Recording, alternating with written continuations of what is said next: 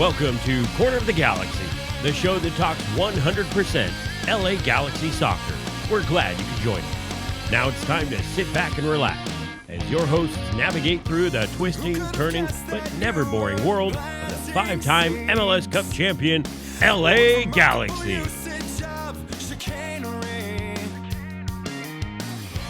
And now, here are your hosts, Josh Guessman and Wendy Thomas. Hello, everybody, and welcome to Corner of the Galaxy on cornerofthegalaxy.com, our live show going on Thursday here. A little preview coming up of the RSL game. We'll get to that at the second half of the show. Going to recap some Portland versus LA Galaxy fun as well. That was a fun game in quotation marks, but we're also going to get to your calls. We have some voicemails. We have some post-game audio as well, so we have a bunch of stuff still waiting and ready for you for this entire hour right here on Corner of the Galaxy. I'm Josh Guessman. Let's bring on Miss Wendy Thomas and see how possibly Wendy has made it through this last week. Wendy, how are you doing? I'm doing really well. How are you, Josh? I'm hanging in there, a little busy, but things are. My son's coming in town actually tomorrow, so everything's about to get really crazy for me. And if you've been following the podcast for a while, you know my son visits on occasion. So he's on spring break. It's about to get crazy. I think Legoland is in the future for me. Just FYI. It's good. It's a good busy. In other words, there's good busy and there's bad busy, but it sounds like you have good busy. Are the LA Galaxy bad busy? No, I think temporarily the LA Galaxy are like a really painful busy, but eventually it will all come, because you know what I believe? I believe in karma, I believe in circularity, I believe there's a yin and a yang. Right. We're experiencing some yang right now, but it's going to come. What do I know about soccer, sports, life, the universe? It comes back around. It all comes back around. You're very meta right now. You're very centered. I'm ready to go philosophy. Okay. Okay. All right. We're ready to go then. Let's go over the LA Galaxy's 1-0 loss to the Portland Timbers, a game in which Yellow Van Dam got 2 yellow cards in the span of 3 minutes. I can't believe nobody made the Ashley Cole reference sooner, quite honestly. I did not see it once. Remember when Ashley Cole was against Sporting Kansas City, got 2 yellow cards in the span of what?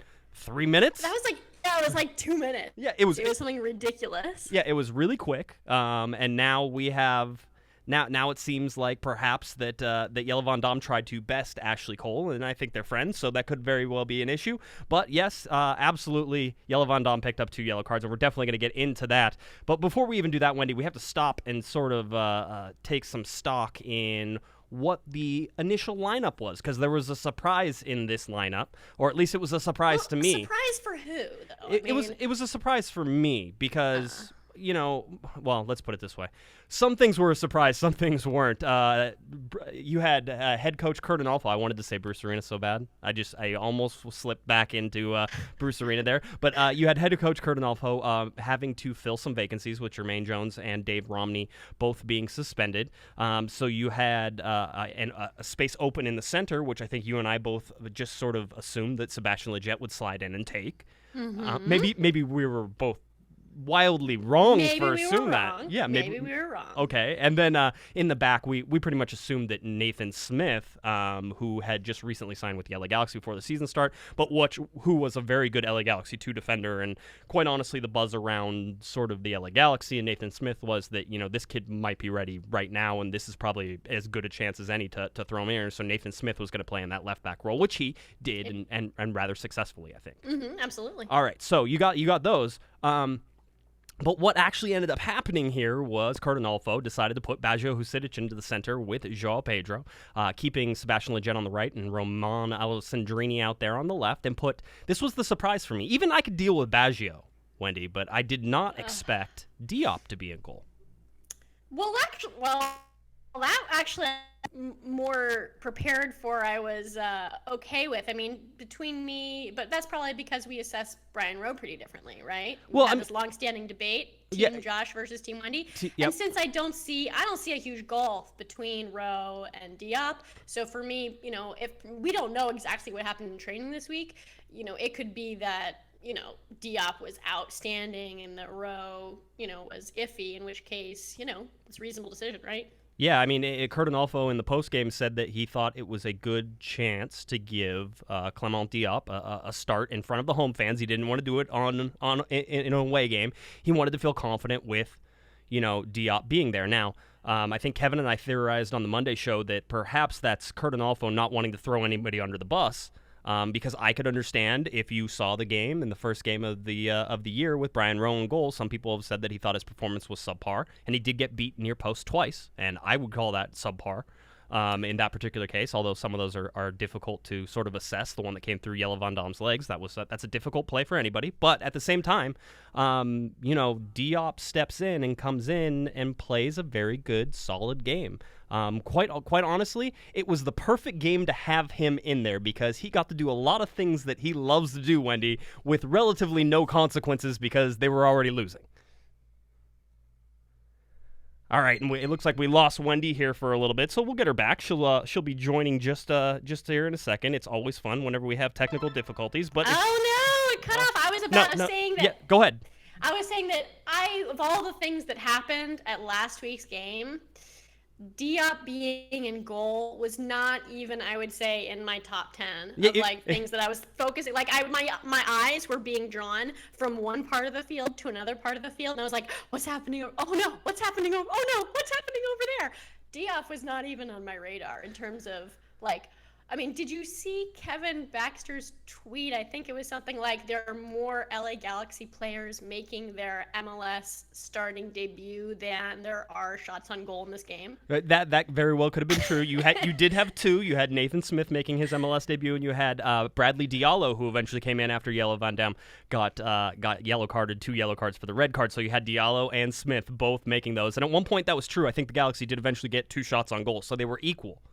All right, so it looks like we bridged that gap just barely. Yeah, I was not worried about it. Diop was, I thought of everything that happened in that game, Diop was not even on my list of things that I was concerned about. He was nowhere near the top. Nowhere. Right. Because I think he's pretty good, actually. I think he's fine. So he played well. If you haven't seen Clement Diop, you got a good, like I said, a good game to see him in. He was able to, come off his line and play out in that open space, especially in the second half. We have to. Oh man. He has a thing. He does think he's Manuel Neuer. Yes. Because I took a picture of him and put it on Twitter.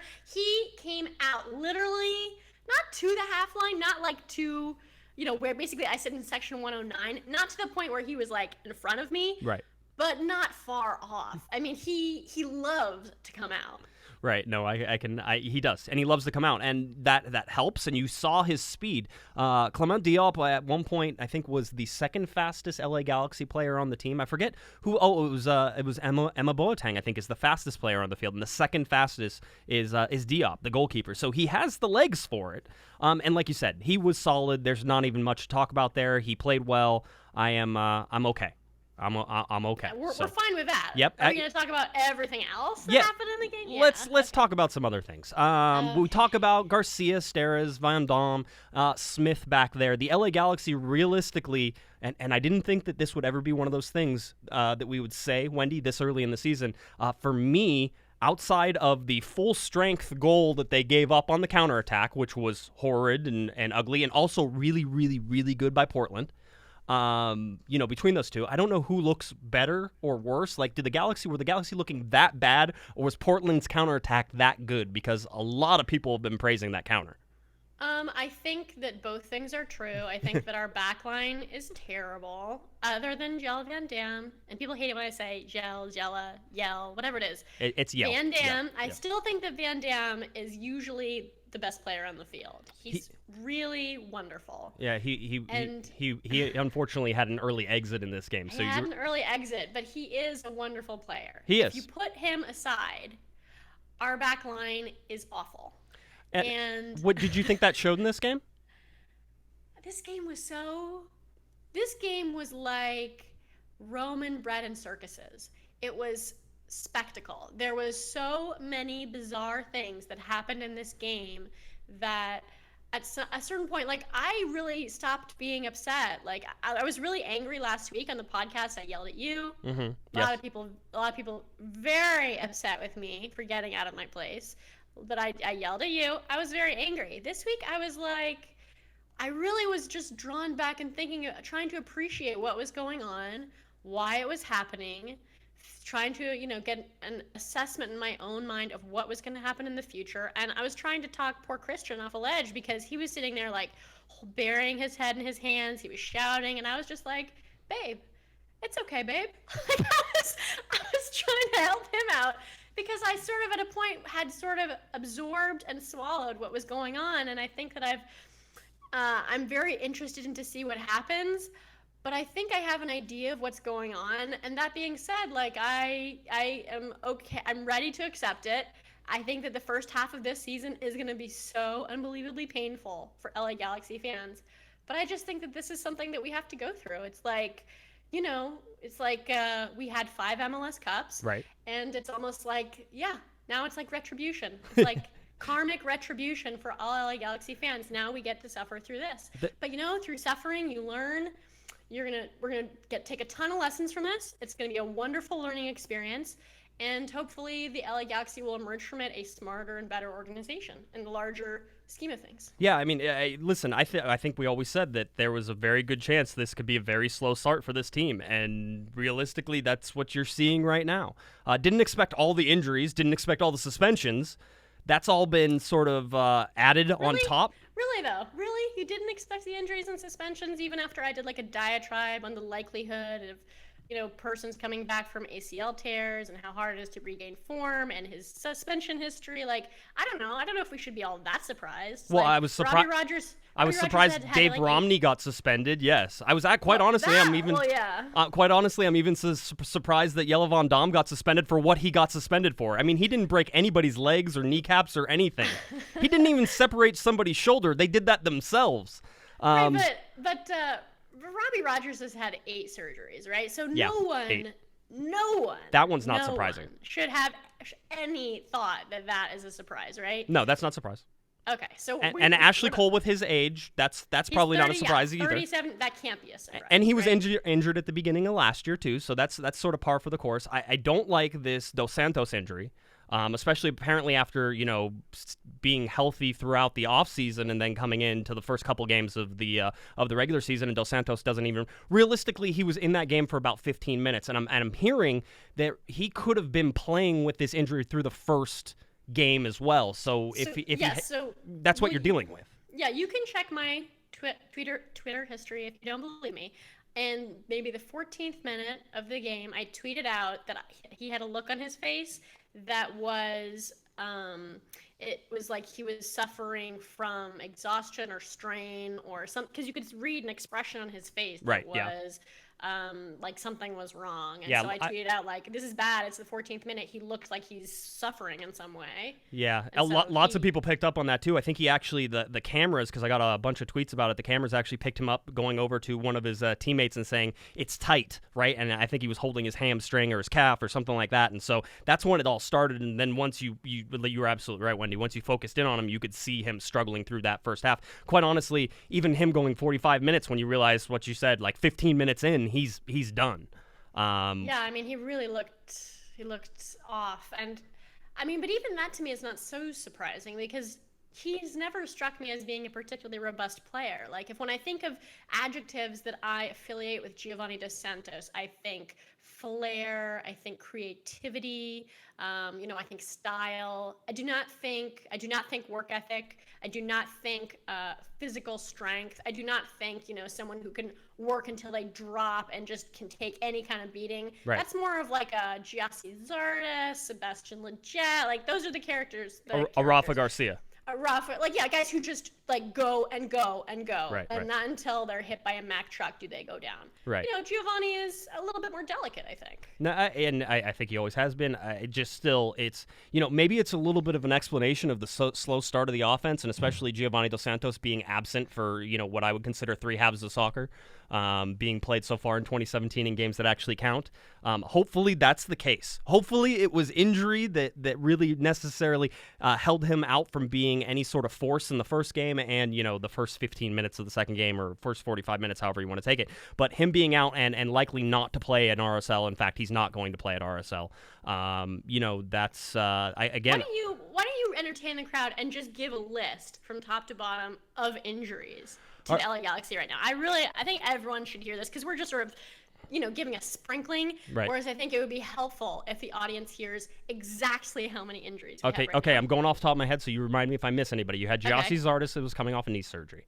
Right. He is by the way, I'll give you updates on this right now. He is likely to travel to Real Salt Lake, all right? He might, likely not to travel to RSL. There's still a possibility he might, but realistically, I don't know why you would push him if you've already kept him out this long. Wait the extra week, play him against Vancouver. That's my idea. Okay, so Gyasi Zardes with knee surgery, Robbie Rogers with the ankle surgery. You had Ashley Cole with a calf injury.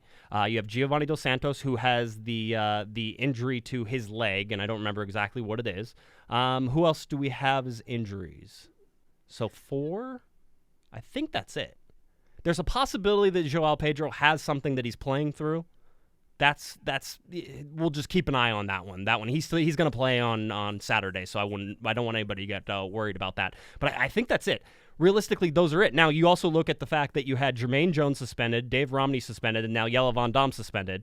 You add those sort of to all the absences, and you could say, the LA Galaxy are without like 7 or 8 players realistically headed in there. And most of those players, by the way, are starters. Yeah, they're starters. It's not like players. It's not like we're missing Ariel Lassiter. It's not like we're missing Nathan Smith. We're missing Giovanni Dos Santos, Jelle Van Dam, Jermaine Jones, players who are all supposed to be hugely important to the team. And we talked about the depth being so shallow that you needed your starters to play, and so far that hasn't happened in this thing.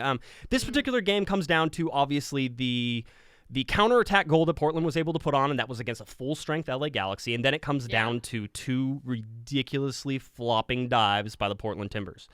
If you head on over to cornerofthegalaxy.com, you can get my take on the disciplinary committee and their chance to right this wrong and how they decided that basically they didn't want to do that. Even though their job is to uphold the integrity of the game, they allowed Portland players to flop and dive and create 2 yellow cards for Jelle Van Dam. Yes, the first yellow card, Wendy, was for dissent, which is realistically, after the game, I don't know if you saw my tweet, but I said there's no way, and I meant this whenever I tweeted it, there was no way that Jelle Van Dam was going to get either of those yellow cards rescinded. All right, and that was after he said something to you. He said something to you. No, he didn't say anything to me. I read the referee's sort of reply afterwards, and to find out what the referee thought he saw, and then also knowing the disciplinary committee and sort of what their MO is. And let me see. Let me find I'm going to find the note for the referee. I actually have a picture of the note that the referee gave to the pool reporter. I don't know if you guys. So technically speaking, not any reporter can ask the referees questions. Did you know that? No, but that doesn't surprise me. It's very limited, right? Well, basically, they don't want all the reporters going in there and doing all that stuff. But what we do have is we have a pool reporter, and our designated pool reporter is 442's Scott French. All right, Scott French is the pool reporter at StubHub Center, and he has been for a very long time. So he asked 2 questions basically, and the first question, is what was the definition, or why did you give the 2 yellow cards to Jelle Van Dam? Referee came back, and we don't know who wrote this, but ultimately the answers came from Baldomero Toledo, the head referee. The first caution was for dissent, all right, for yelling at the referee, basically. And then the second caution was attempting to trip or stopping a promising attack. That was the second yellow card, okay?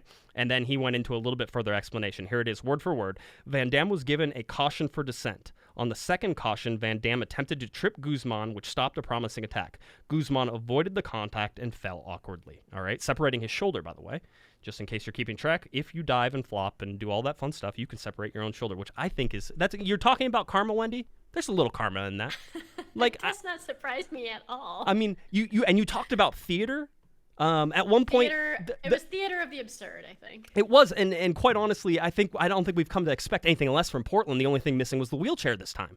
No, I remember this. See, I'm not surprised by this because I remember being in this exact same situation a year ago when when MLS retroactively suspended Nigel de Jong and did nothing to Nat Borchers, who during the same game had fouled Gyasi Zardes even worse than Nigel de Jong did. And I'm not even surprised by allowing Portland players to flop all over the place and not do anything about it, because I feel like Portland just kind of skates on anything. Like, I just feel like referees just don't call things on them. Yeah, that's fine.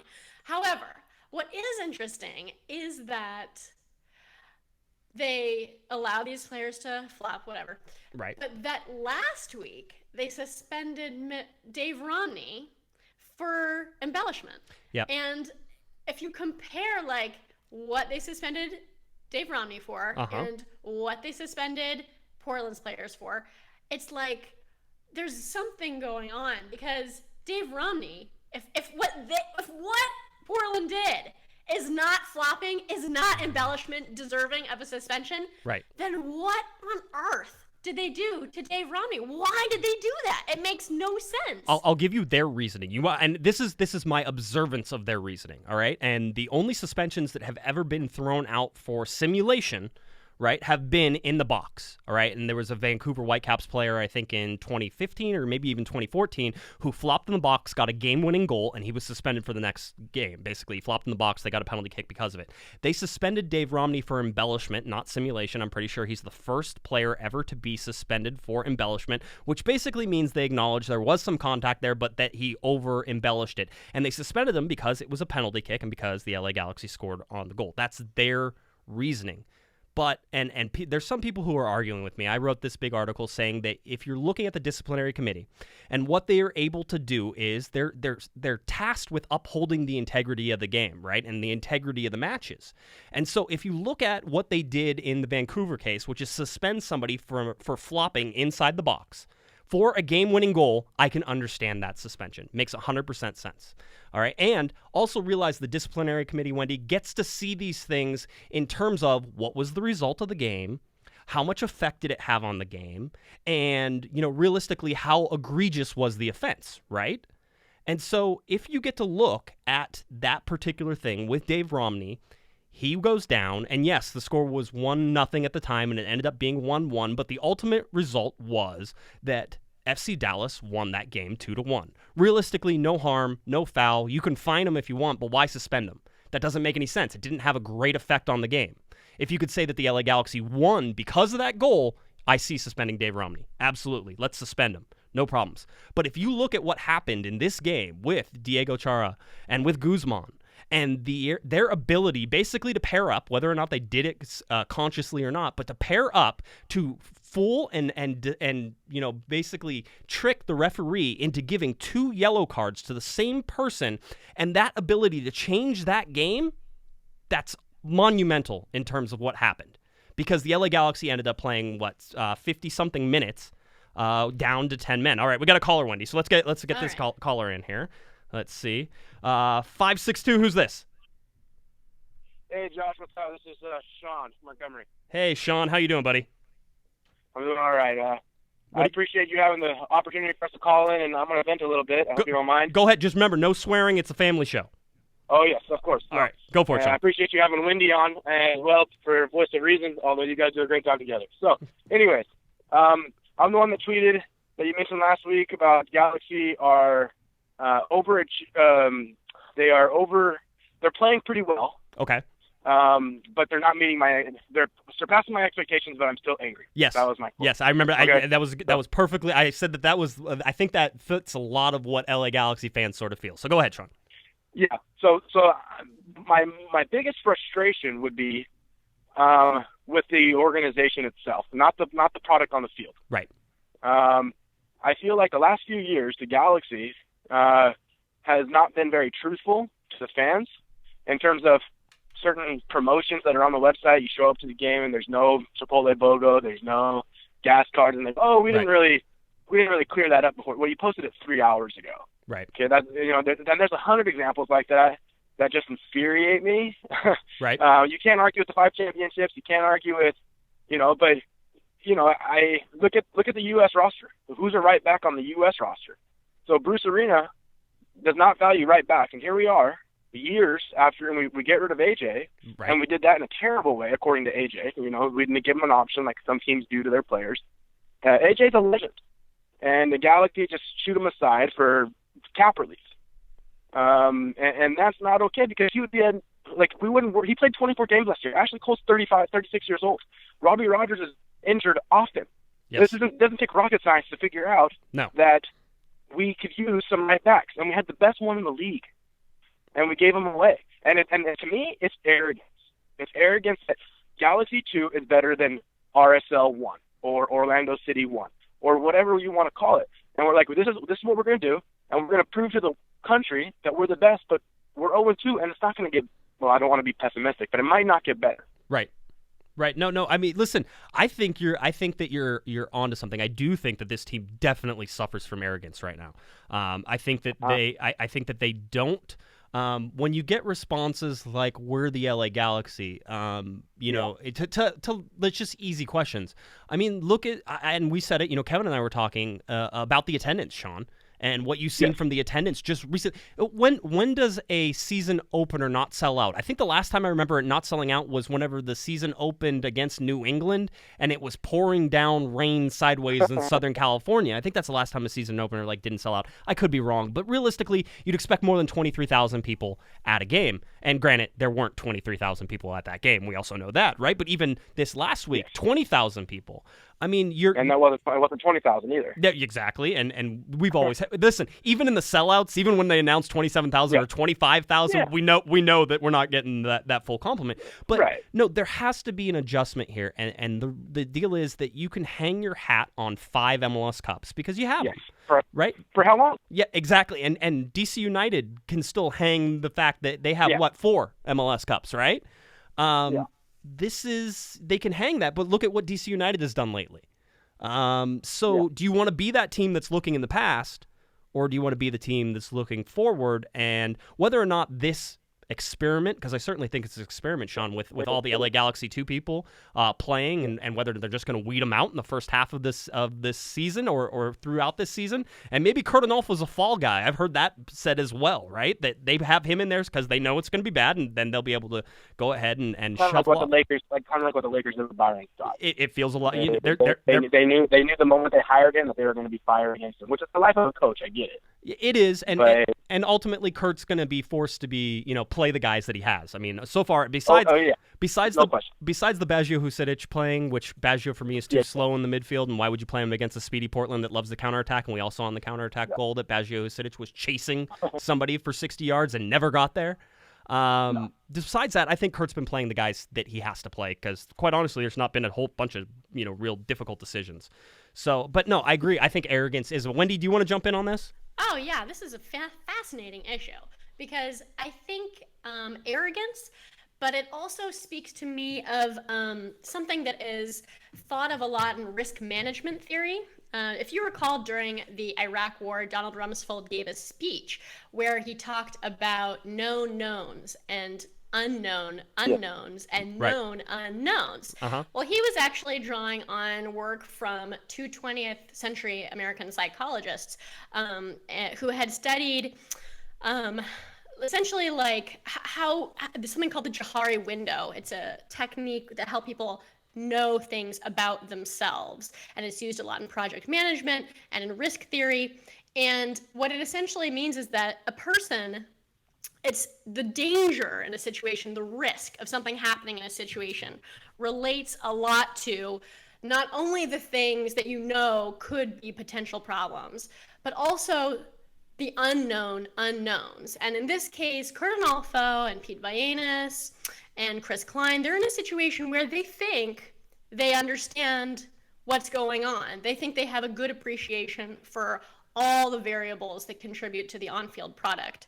But in actuality, I wonder if maybe there are unknown unknowns, meaning that they don't have the self-insight to appreciate the things that they themselves don't know because of their own lack of experience. They don't have the depth and breadth of knowledge of someone like Bruce Arena. But see, they're acting on the assumption that they do know everything. Right. And until you can acknowledge that you don't know everything, then you dramatically escalate the risk to the organization or entity that you're overseeing. So I think that their failure to appreciate their own competencies and the areas where they lack competence or where there's the potential for them not to understand what's going on, that has contributed to a lot of the deficits that we're seeing right now, because putting aside the fact that maybe they make decisions with respect to the things that they do know that turn out wrong, right? They also don't know what they don't know, and they don't acknowledge what they don't know. And I wonder, as you're talking about, in response to questions they're asked, at that weekend gathering they had at the StubHub Center where they held an event for fans, and one of the fans asked Chris Klein point blank, if you knew that Robbie Rogers was injured when he traded AJ, why did you do it? And he gave this very rigmarole, like, you know, it reminded me of the movie Bull Durham, where Crash Davis is talking to Nuke Lelouch, and he's like, here's 8 dumb things to say to the media every time you're asked a question. Like, you know, you gotta take them one day. You gotta take them one day at a time. Yes. You know, I'm here for the team. Just like stuff like that, because Chris Klein gave, you know, he said things like, yeah, it was a really tough decision. Yeah, AJ means a lot to the organization. Yeah, I got traded when I was there, so I know what it feels like. Which to me is, first of all, in my field of inquiry, that's what's called a non-responsive answer. If I was in a deposition, I would say, objection, move to strike the deponent's testimony, because that is non-responsive. Okay? There we go. There's Wendy just throwing in some court stuff on you. You've all been... We learned so much on this. But I mean, it's true. It's a non-responsive answer. But the question is he giving non-responsive answers to fans because, one, he doesn't want to be truthful with fans and acknowledge that they traded AJ even though they knew Robbie Rogers was injured and they had no real backup plan, and now we're playing Rafa Garcia as a right back because, oh well, they just made a mistake and they won't admit it. Yeah. Or two, did he give a non-responsive answer because he himself lacks self-insight and self-awareness into the job that he has and the reason the LA Galaxy are making the decisions that they are making, which is a different and yet perhaps more troubling issue. Wendy, go ahead, Sean. Wendy, I hate to cut you off, but we've asked Chris Klein privately, and he'll give us an answer that was different than the answer that you just gave and that he gave. He says, quote, AJ is not a starter. And in what universe is AJ not a starter? It's the Bruce Arena. Okay, he started for Houston, and they're 2-0, and it's not all him. Right. No, it's Sean, it's the Bruce Arena answer, quite honestly, because Bruce Arena started that particular thing. All right, Sean, I'm going to let you go because there's some other people trying to call here. I want to get in there. So if you're still trying to call, please go ahead and do it. It's 949-734-4217, 949-734-4217. I promise. 805. If you call back, you will get on. I apologize for missing you there, but you will get on here if you call back. So no, Wendy. I mean, I think it's a good. See, it happened immediately. All right, let's see if we can get 805 on in here. 805. Who's this? Josh, this is Scott. Scott, my best friend. How's it going, buddy? It's going good, man. All right. I wanted to call in because I was listening. Yes. And I heard your co-host compare Galaxy's management of the team to the Bush administration's management of the Iraq War. And I thought to myself, that might be a little too far. Too far. All right. I think everyone needs to slow their roll a little bit. Why do you think that, Scott? Why do you think it's too soon? Yes, it's been 2 games. And the fight and the hustle that we saw from this team in the second half was remarkable. Rafa played very well. Nathan Smith played very well. The only players that I thought didn't play exceptionally well were Gio up top and Pedro in the middle, and one's hurt and Pedro might be hurt, and everyone's kind of trying to get assimilated to one another. I think we need to give this team time and just chill out a little bit. No, it is. There's part of me definitely, Scott, that is in your camp, which is pump the brakes and let's see what happens with this team. But I mean, Wendy, I don't want to fight your arguments for you, but at the same time, you're seeing what tunnel the LA Galaxy are driving down, and you think you have a pretty good idea of what it's going to look like when you get on the other side of that tunnel. Is that correct?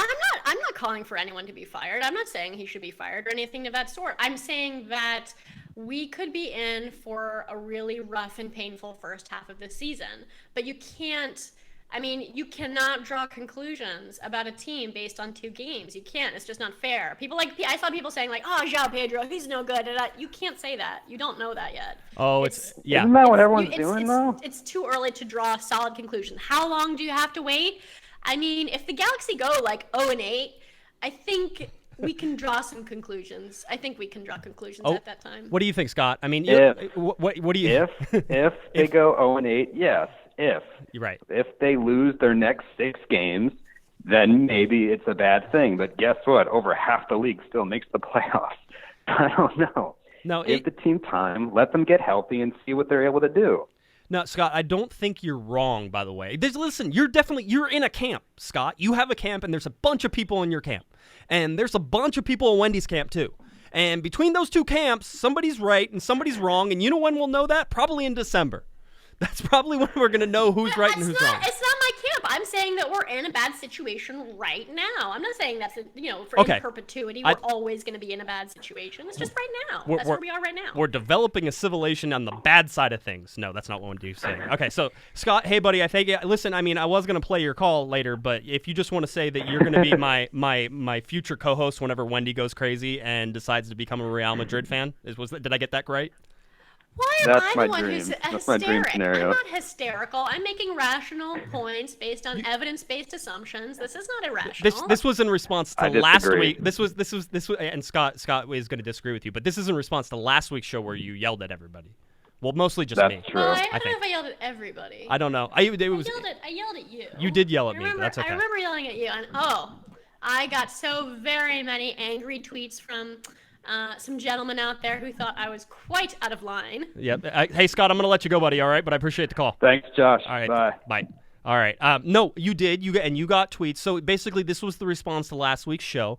Wendy, you're yelling and you're crazy. Josh, you're such a homer. I tweeted out and I said, listen, half the people who listen to this podcast think I'm a castrating shrew.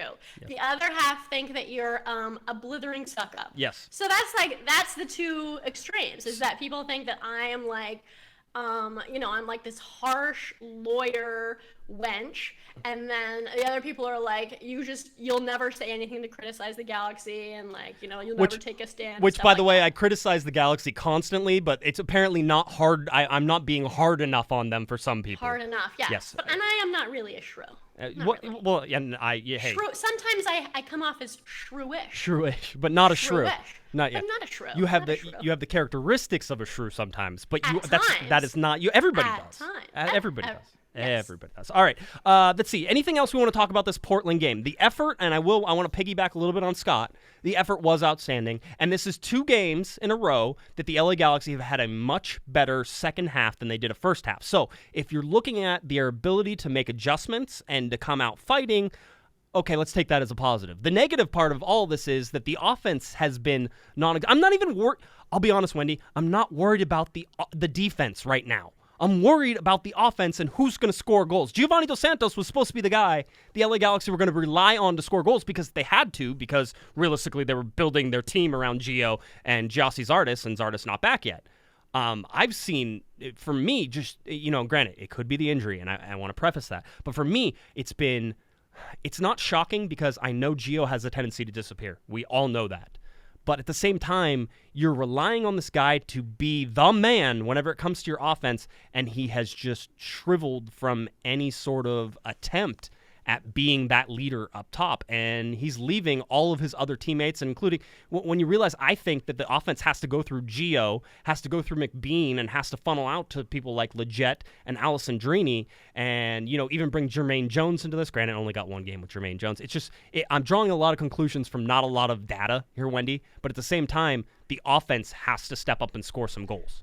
Well, the odds are, things regress to the mean. The odds are that it will get better because it can't get worse. We can't lose. I guess we could lose like Minnesota lost. Like we could really just really lose like no one's ever lost before. But, eventually it has to get better. It does have to get better. And, I'm thinking, and I'm going to be honest, and I can already hear people just being like, you got to be kidding me.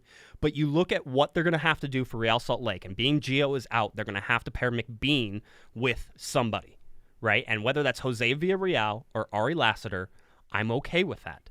Because those guys have all played together at LA Galaxy 2. They know each other. They're used to each other's runs. I like the chemistry. Let's see what can happen with that. Because if those guys can start tying in those other pieces around them, like Leggett, like Alessandrini, you're going to bring in Jones. You got to bring in Pedro as well. If you can start getting some of that good interchange and runs off the ball, you're going to find goals from guys like Jose Villarreal and Ari Lassiter and Jack McBean. That's going to happen. They're too close to the goal for that not to happen. So, if we're just starting with one little look ahead to the RSL game, that's what you want to see. Whoever's playing with Jack McBean, watch for the combinations, because Giovanni Dos Santos has not comboed well with Jack McBean so far, and Jack McBean not comboed well with Giovanni Dos Santos so far. All right, so let's see what else we have to talk about. Anything else on Portland? Are we good? We're going to let it go? Nathan Smith was good. We liked him, right? I thought, I mean, he strikes me as someone, so he's not really like an athletic speedster type, right? He's an American defender, I think is the best way to explain him. I think that works the best way. I mean, stalwart. Yeah, he's smart positionally, which I like. But you're right. He's not tall. He's not big. He's a great kid. He's also not. He's not fast. He's not fast, and granted, none of our defenders are really ever fast. Yeah. I mean, Diallo can actually pick him up and put him down a little bit if you like Bradley Diallo coming in after Jelle Van Dam got his. Again, I thought the defense played very well together. All former LA Galaxy 2 guys played very well together in the second half, but also the fact that Portland shriveled from any sense of attack except on the counter again. In the second half, the LA Galaxy absolutely dominated the game. If the Galaxy could have finished, they could have easily won that game 2 or 3-1. And quite honestly, if Audi had any sense of what to do with the ball whenever he ran all the way down and still got tracked back by Sebastian Lletget and Rafa Garcia, the Portland could have won that game by more as well. Oh, I know. Last week you said that Sebastian Lletget was not playing right back. In this game, you can... True or false? He was not in a right back position in this game. He talking. No, about? He did not. Rafa Garcia was at the midfield line. That doesn't mean that's the entire game. That doesn't mean that those are the positions that they're playing. Okay, but are we having a semantic difference? Because you're saying that he's not playing right back, but if he is the person who is running back to the right back position, where the right back stands to defend, then aren't we having just basically a difference in terms of semantics? Because he is occupying the space on the field where the right back is, and he is defending that part of the field. As a right midfielder, it is his job whenever the right back gets pulled out of position or slips or has to run back, he's providing cover for that right back. So that doesn't mean that he's not going to... He was standing at the midfield line. As he should have been, because his mark was Audi at that point. Right? And that was an attacking. You have to remember, that was an attack by the Galaxy. So Lletget is actually pressed forward, trying to move forward into the attacking zone whenever the ball gets played out and Rafa slips, and Lletget sees that play early enough and takes off running. As you would expect the midfielder to be. What I saw was that Lletget was tracking back to defend and Rafa was not. And to me, what I saw from that was that Lletget does not trust Rafa to defend. I would think that if you are the right back and you have Rafa Garcia as your defender, that you are covering for Rafa Garcia. You are going to go back there and make sure he has help. And the other thing you have to remember is in that particular play, the Galaxy were pressed so far forward, the last person back in that particular play was Rafa Garcia, and then he slipped. Sebastian Lletget caught it and ran all the way back. Listen, everybody wants to give Rafa Garcia props because he slipped and he got up and he ran back, and I'm certainly not going to be somebody who doesn't do that. All right, because Rafa Garcia made an amazing play on that. I don't think I would have gotten up. I played soccer enough to know that once I slipped, I was done and I was never getting back up, and they were just going to score a goal, and that's what it is. I'd still be pounding the ground where I fell right there. Sebastian Lletget did perhaps why you're not a professional soccer player. One of very many reasons. But at the same time, Sebastian Lletget makes that play. He does just enough to Audi to annoy him, to slow him down just enough to be able to get in front of him. And then it's Rafa Garcia who comes in after Audi's able to sort of deke around the goalkeeper, around Diop. And it was a really good hustle play, and that's what you would expect from both of those players. And I'm glad that it happened because you saw what happened whenever Baggio Husidic was in that same sort of hustle position. He just didn't have the speed to be able to make it back. And I am never blaming, by the way, Rafa Garcia for any of this. Rafa Garcia is not to blame. Rafa Garcia, you have spent the last 10 years of your life playing as a midfielder, and now you are playing as a right back. None of this is Rafa's fault. I admire Rafa for the effort that he puts in. He puts in a heroic effort. But, I have to acknowledge the fact that he is not a right back. Yeah, he's not. I will say that I thought he played better in this game. Again, I don't think the Galaxy defense came under much pressure in the second half, so I'm certainly not going to say. It's one of those things is that if this wasn't the second game of the season, Wendy, we'd be drawing zero conclusions from this game because it was playing, most of the game with 10 men. And how does that relate to playing versus 11 guys? And what you saw, and the only thing you can really take out of it is the effort that the LA Galaxy put forth. And I will say this until I die. The easiest thing in the world for a soccer player mentally is to play a game down a man. Because you know what effort level you have to give. You know it's 100%. You know you have to go all out every time for the rest of the game. It's just this really easy mindset. At least it always was for me, even in playing in Sunday League. You go down a man, you're like, oh, sweet. This is cool. We got this. No problems. They think they have the advantage. And realistically, the LA Galaxy pressured Portland into so many mistakes that, it's disappointing they couldn't get a goal from it. It was a weird game, all in all. Like, I remember thinking to myself, this is really weird. There was a lot of things in that game that were peculiar. Great, like I said, the only thing missing was the tent. It was a 3-ring circus. It was crazy. Maybe. Go ahead. Last thing. Okay, last thing. As I'm walking out of my section, you will never guess who I literally physically bump into. Bruce Arena. Siggy Schmidt. Oh, Siggy. Siggy was there. Ziggy was at the game. Apparently, he was also at last week's game. I walked out, I'm like, that's Ziggy Schmidt. Yep. And I'm like, I was so close, I could have rubbed his belly. And that's how close I was. You were like, was it for good luck, Siggy? For good luck. No, every time I see Ziggy, I want to rub his belly because he reminds me of Winnie the Pooh. That's something I will not be able to get out of my head. If you want to get in your calls, we have just a little bit more time. 949-734-4217. We're going to start transitioning over to this game against Real Salt Lake. But I want to get to some LA Galaxy team news. Just some little stuff here. Sebastian Lletget and Jermaine Jones both called up for the U.S. men's national team games. Giovanni Dos Santos not called up for Mexico. Still looks like that's a result of the injury, so he will not be playing. Jonathan Dos Santos, his brother, just in case you want to keep an eye on him, was called up into the Mexican national team.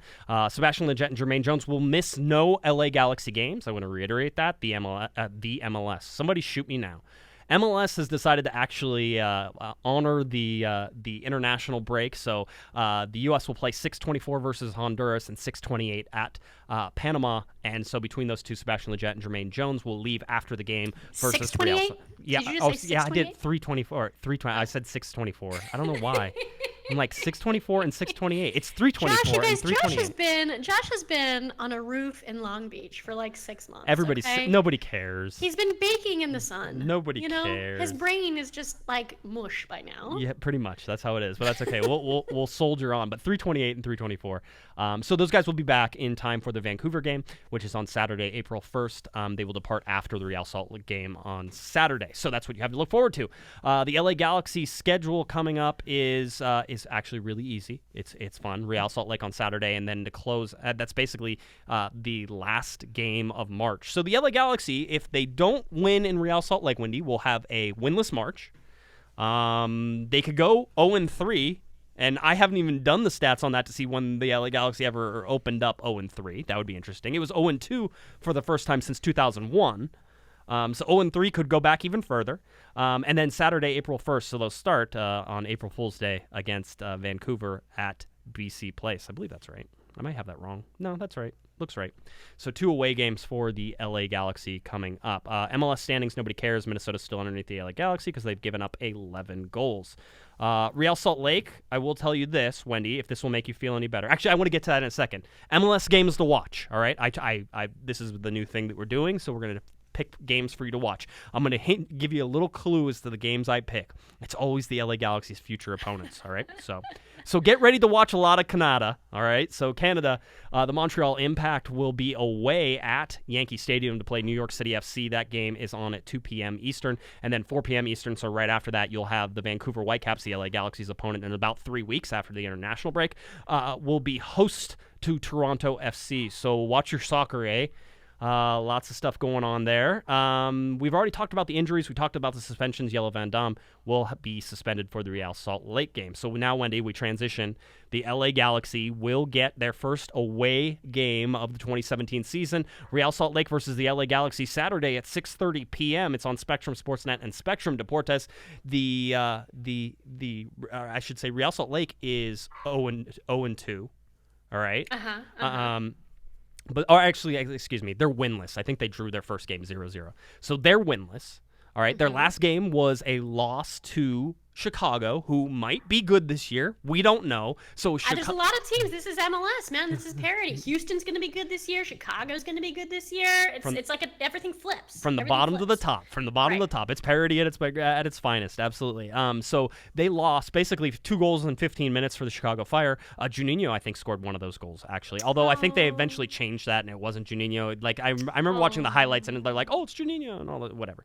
I think the rest of the teams can all benefit from former LA Galaxy players that we got rid of unwisely. You're welcome. There you go. That's how it goes. You are welcome. I know the Jolos. Yeah, I know the Jolos appreciated Juninho, and now he's with Chicago Fire. You're welcome. Chicago Fire, you're welcome. Houston, you're welcome. Okay? That's how it goes. That's how it goes. All right. So this game, very interesting. I will tell you one thing. RSL has not scored a goal yet in Major League Soccer in 2017. The LA this has 0-0 draw written all over it. The LA Galaxy have not scored a goal from the run of play in 2017. Just the Dave Romney embellishment, I'm using air quotes as I'm doing it, has been the only goal for the LA Galaxy in 2017. We know Jelle Van Dam's not going to be there. We know Giovanni Dos Santos is not going to be there. In all likelihood, Gyasi Zardes isn't going to be there. Ashley Cole could be available for this game. I don't want to count him out. I don't know if I put him in. I don't know if I rush it. He'd have to be really good and ready to come back on for me to put him in this game, Wendy. But I want to say that also Real Salt Lake has a bunch of different injuries as well, with Justin Glad, Chris Schuler, Aaron Mond, Joao Plata. Looks like he's going to miss this game, which is a good sign for the LA Galaxy. It's good for us, man. That guy's good. That's right. So, you go back and sort of take a look at it. This is LA lead the all-time series 13, 12, and 8. All right. However, RSL have a 6-3-7 record at Rio Tinto against the Galaxy. I will tell you this. This is one of those games, Wendy, the Galaxy, and, there's no such thing as, must wins, but you have to win this game. You dropped 6 points at home. You didn't get anything out of the first two games. You're 0-2 with 0 points. You sit on the bottom. Minnesota United is propping you up at the bottom only because they gave up about 30 million goals. All right? You have to win this game. I mean, what do you want to see from the Galaxy? I would like to see us, what do I want to see or what do I think we'll do? I think I want to see a goal through the run of play. Okay. I want to see if the back line can be just functional. Okay. I want Jermaine Jones to play without making me think once during the game that, oh my God, he's going to get suspended. That might be difficult. I don't know. With the way the disco sort of seems to have an eye on LA. I know. They hate us. I know. Well, conspiracy theories. But I think that just one goal through the run of play. One goal. One non-penalty, corner kick. Yeah, set piece. None of that. A goal that occurs through the run of play. That's what I'd like to see. I would love to be able to see in this game, what I'm hoping to see is I want to see a good pairing up top to tell me whether or not it's been Jack McBean who hasn't been able to connect with Giovanni Dos Santos, whether it's Jack McBean or it's Giovanni Dos Santos. I have a feeling which way I want to lean, and everybody will say, oh, it's because you love Jack McBean. No, I actually watch the games too, so I've been watching Gio be relatively ineffective and has disappeared. Hopefully that was the injury and not just what Gio wants to do. I want to see Jack McBean pair up with, I'm hoping, quite honestly, and I can't believe I'm saying this, I'm hoping it's Jose Villarreal. I think those two have a better understanding of how both of them play, but I like the speed of Ari Lassiter. And if you're going to put, somebody like Boateng in this particular game early, because we all know the one team that Emmanuel Boateng loves to run up the score on, it is Real Salt Lake. Real Salt Lake. He's their kryptonite. He is like the LA Galaxy's version of of Chad Barrett. Whenever Chad Barrett plays the LA Galaxy, they can't do anything to stop him, right? Let's see. I'm going through it. This is one. A Green Machine tweeted us and said, "How many goals will Emma get? Will RSL learn how to contain Ima Boateng?" Listen, I think this RSL team is much slower than the RSL teams of past. I think Kyle Beckerman has gotten older in the center. I think the LA Galaxy have an advantage in the midfield with Jermaine Jones versus Kyle Beckerman, which I think is interesting, Wendy. We could win. I feel a draw. For some reason, I'm feeling a draw. Like, it feels like a draw to me, but I don't know. I agree with you in the fact that this game has all the markings of like a 0-0 draw. Listen, for as 90 minutes. For the 90 minutes. Yeah, exactly. For the 90 minutes the LA Galaxy played against Portland, that was like from a neutral perspective. From a neutral perspective, super entertaining. Bizarre. It was so bizarre, that game. I was literally like, I'd even stopped being a fan at one point. I was like, what is going on? I told everybody that this team was going to be exciting, Wendy. I knew exciting meant like entertaining. It's interesting. It's super interesting. So we'll see how they do against Real Salt Lake. Yeah, if you're choosing between like Bruce Arena, deeply pragmatic yet achieving results soccer versus Kurt Anolfo's like bizarre, like circus-like entertaining but not getting results soccer. It's like, what would you choose as a Galaxy fan? That's a good question for the audience. Would you choose results, but like a pragmatic style of play? Or would you choose like this bizarre world where it's like, people play out of positions and everyone's like, people get carded, there's like injuries galore, people you've never heard of take the field, like it's so interesting and bizarre. Like maybe we should get more of that and just experience it for a while. I don't know. That's always the bottom line for me has always been and will always be that Bruce Arena may have played some of the most boring soccer that you ever saw last year, and he finished third in the Western Conference. I know. You cannot deny that he was effective. He was. Now, granted, that team totally underachieved, but at the same time, he still finished third in the Western Conference. So it's underachieved so much. I think people who wanted Bruce fired, I think perhaps especially with all the learning curves, and apparently. And I've been told this, this plan to do this LA Galaxy 2 and bring these guys up was in place before Bruce left, in terms of they were thinking about this during the summer and planning this during the summer. So it could have been Bruce Arena having those. But again, if Bruce Arena starts 0-2, nobody's like, well, actually, there'd be a whole bunch of people who are saying fire Bruce Arena. I tried. All right. I couldn't even make that argument. I went there, Wendy, and then I was, nope, it won't work. That won't work. All right. So anyway, the LA Galaxy versus Real Salt Lake. For me, it is going to be about the offense in this game. Focus on the LA Galaxy's offense, what they're able to do. Players like Sebastian Lletget, who have played very, very well in 2 games. Players like Joao Pedro, who has not played very well in the first 2 games. You want to see him take a step forward. You want to see how Jermaine Jones can possibly help this team again, now that he's actually not suspended, and whether or not he can help produce some offense. And a guy like Roman Alessandrini, quite honestly, you need to see some production out of that designated player spot from Alessandrini. And listen, that guy hauled his butt during that game. He was wiped at the end of 90 minutes. He played, and I was shocked they did not take him out because he was like dying. He was hustling. Yeah. It's one of those things that there seems to be a work ethic that's sort of inherent in this team, and Rafa Garcia even said it after the game. He said, that's in our DNA, and I think he's right. I think this team has that DNA. I don't know about that. That's in Rafa's DNA. Rafa is a workhorse. Well, but you saw that second half LA Galaxy team work their butts off. I mean, realistically, there were a bunch of guys there. Gio's not even on the field. I agree. Not everyone is a workhorse. Not everybody was, but there were a lot of them in that second half. And so if you want to take the positives out of anything from Portland and apply it to RSL, it's that hustle. That's what you want to see. It was extremely interesting to watch. It was really interesting. All right. People in the chat room wondering why they can't see Wendy, and it's basically because bandwidth doesn't allow me to put video in there and take calls and do everything else. And there is an empty chair in here, and I think some people thought I was doing the Clint Eastwood impression, talking to an empty chair. So, yes, when Wendy calls in and you have to stare at me, you guys get the short end of that stick. I apologize. Eventually, Josh will figure out how to put it up, I'm sure. Technology will adapt. Eventually. One of these days, possibly. That'll not. Who knows? All right. That basically does it for us, Wendy. Anything else you want to get to before we get on out of here?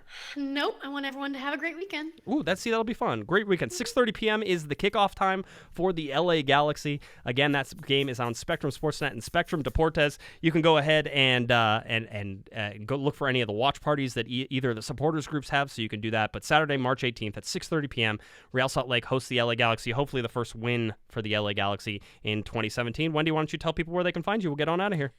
You can find me at the Galaxy in American Soccer Now and on Twitter at Bards Blonde. All right, and if you're looking for me on Twitter, it's at JGuesman, JGUESMAN. And of course, if you're looking for us on Twitter, it's at Galaxy Podcast. That's me 99.9% of the time as well. I'll be there for your game at 6:30, watching it from the comfort of my home. Should be an interesting game. Listen, you wanted to put something up on the board. This is the one. The LA Galaxy should win this game. Realistically, even in their current state, they should beat RSL.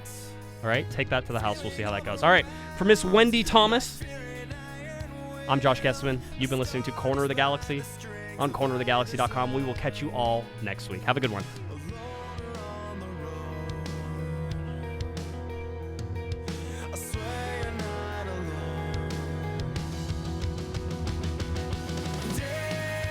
You've been listening to the Corner of the Galaxy podcast on cornerofthegalaxy.com.